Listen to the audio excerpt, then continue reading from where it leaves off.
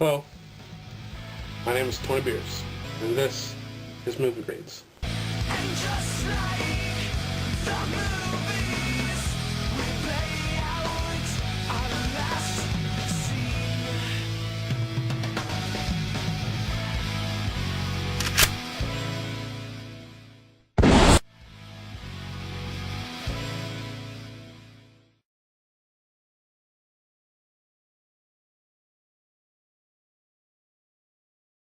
One thing that I didn't think about until recently is that this is the first Superman movie that is not a family-friendly movie. As an adult, sometimes we can be selfish and only think of what we want to see in a movie and forget about children. If there was ever a live-action superhero movie made for the whole family, shouldn't it be a Superman movie? Yeah, I know this movie is PG-13, but some PG-13 movies are more family-friendly than others. For example, Superman Returns is PG-13, and I would not hesitate to let young children watch it. They may not enjoy it, but I wouldn't be afraid to show them it, unlike this movie. In this movie, Superman snaps Zod's neck. It shows Jor-El stabbed to death by Zod. It shows Superman buried in skulls. Lois Lane mentioned a dick measuring contest, and the movie's overall tone is very dark. And what will kids take away from this movie? They won't like Superman because he saves people. They'll think he's badass because he snaps necks. Is that the impression that we want kids to have of Superman? Some people may say, oh, you only want this to be for kids and not for adults. No, that's not what I want at all. I didn't say kids movie, I said family friendly movie. A Superman movie should be for the whole family. It should be serious and mature for the adults, and fun, enjoyable, and appropriate for kids. And speaking of enjoyable, I heard someone describe this movie as joyless, and that's the perfect word to describe this movie. I have also described this movie as low energy and lacking in charm and lacking fun. I didn't have fun watching this movie, and that has a lot to do with the drab colors, somber music, and lack of humor. There are about maybe 3 jokes in the entire movie, if you don't count the movie itself as a bad joke. One joke in the movie is very inappropriate. In the middle of all these fallen buildings and dead bodies and destruction, Superman kisses Lois, and then Lois says, I heard that after the first kiss, it's downhill from there, and Superman replies, that's only for humans, as they step over all the dead bodies and fallen buildings. Now, I don't want too many jokes like Iron Man 3. I just want a good balance of seriousness, fun, adventure, and humor. The lack of humor could have been fixed if they had added Jimmy Olsen as kind of a comic relief character. But instead of Jimmy Olsen, they gave us a girl named Jenny, and there's debate over if she replaced Jimmy or not. By the way, she didn't add anything to this movie. She's just there. I didn't understand the bullies. Clark being bullied is not part of his origin. He's not Peter Parker. I'm tired of all these superhero movies where they try to make you feel sorry for the heroes and make the heroes out to be the victims. Besides, it didn't make any sense. Why would they bully somebody who saved their lives? Also, they saw him lift a bus. Here's a good idea. I'll pick a fight with a kid who can lift a bus. And realistically, if they saw him lift a bus, they would think that's cool. They'd be like, hey, you can lift a bus. That's awesome. I assume the idiotic reason for the kids bullying him is because he's different. They wouldn't bully him if they didn't know he had powers. This brings me to my next point. I hate this trend in superhero movies in which the hero exposes their powers. It started with Tony Stark, who straight up said that he was Iron Man, and this really bites him in the ass in Iron Man 3, where he stupidly tells the villain his address. Anyway, Clark first exposes his powers when he freaks out because he can't control his powers in school. This is realistic. Anybody would freak out because of this. But why did it have to happen in school? It could have happened on the farm where no one would see him. Then he exposes his powers again when he saves the kids on the bus. Like I said before, in the comic and in other movies and on TV shows, Clark saves people without them seeing him use his powers. Why can't they do this here? Later on, Clark used his heat vision on Lois right in front of her. Did they really have to do this? Yeah, I know people will say, Lois is a reporter, and she wouldn't be fooled by his glasses. But did she have to find out so soon? Couldn't they have fun with this for a little bit? Let her find out in the sequel, but don't erase her memory with a super kiss. That's lame. Do we need to see the origin story yet again? Who doesn't know the origin of Superman? That's one of the same complaints I had about The Amazing Spider-Man. And the people who watch my videos know how much I hate The Amazing Spider-Man. And speaking of The Amazing Spider-Man, Man of Steel is the Amazing Spider-Man of the Superman movies. It's an unnecessarily dark reboot of a light comic book character. And Paul Kent is much like Uncle Ben because he dies of his own stupidity. And by showing the origin again, it makes part of the movie boring. And on top of that, they bring back a villain that we've already seen before. And that was one of my biggest complaints about Star Trek Into Darkness as well. I have a few more minor complaints. The costume is okay, but it could be a lot better. First, the colors should be brighter. It has too much blue. It needs more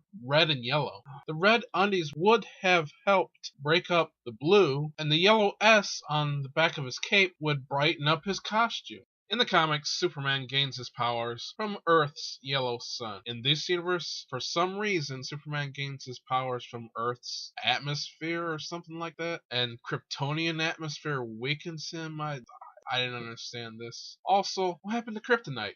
Why would the Kryptonians lock up Lois Lane in a cell that had a computer terminal in it? That's pretty convenient. Speaking of Lois, why is she everywhere doing everything in this movie? Why is the military letting her interview Superman, go on the Kryptonian ship, and arm the Kryptonian bomb or whatever it was? Having a press pass only gets you so far. This would have made a lot more sense if they had introduced Lois's father, who is a general. He would have been able to get Lois her foot in the door, but her father wasn't even mentioned in this movie.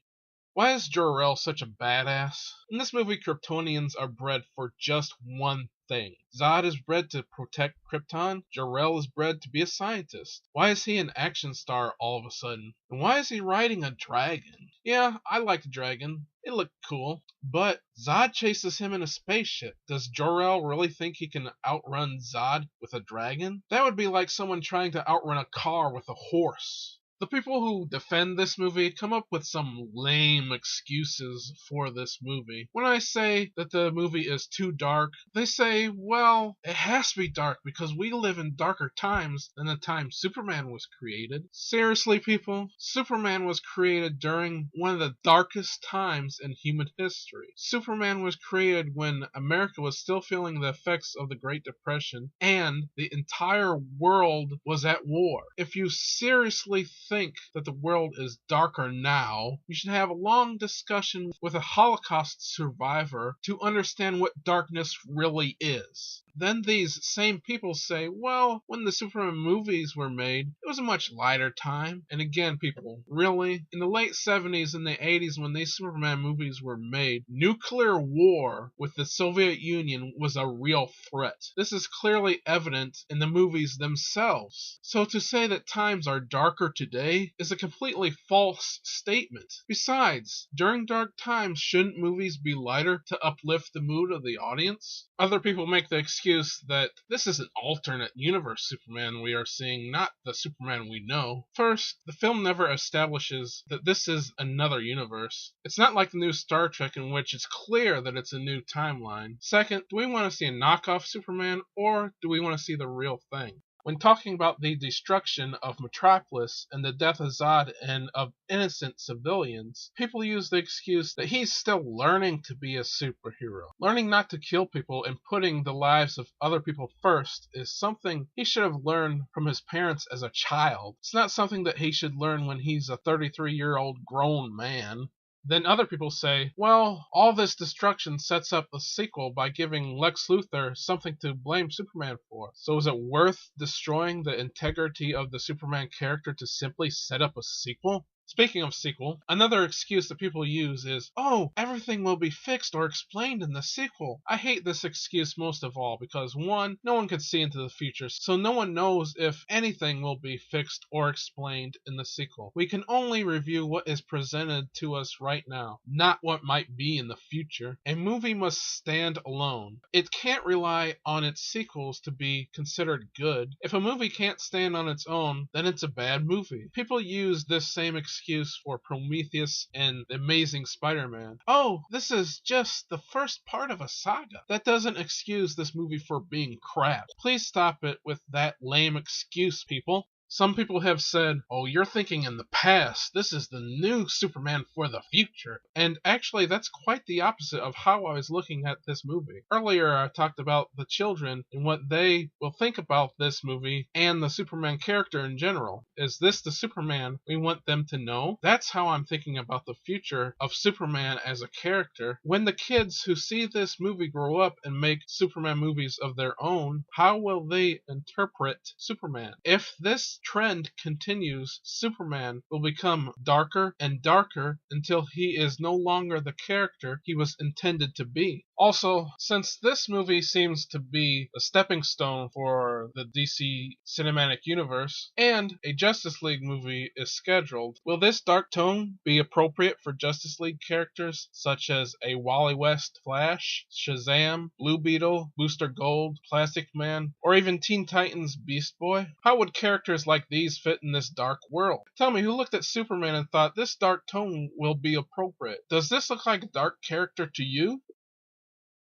Oh, and for those of you who said that Superman had no choice but to kill Zod, Superman could have simply knocked Zod out. After all, Superman himself was knocked out when saving the people on the oil rig. Then he could have fixed the Phantom Zone projector with the Jor-El computer's help and sent him back to the Phantom Zone. Done. Problem solved. Originally, I gave this movie a C+, and I think I was too generous for two reasons. One, we had just came back from seeing the movie and didn't really give it time to sink in. In fact, after we recorded the review, Jason and Robin had to tell me that Superman killed Zod. Now, I don't know if I was in denial of what I saw or that I had tricked myself into thinking that he was knocked out or incapacitated or what, but I must have blocked this somehow if they had to tell me that Superman killed Zod. I also don't think it made too much sense. Superman throws Zod through buildings, Zod survives explosions, and thousands of punches from Superman, but for some reason, his strong Kryptonian neck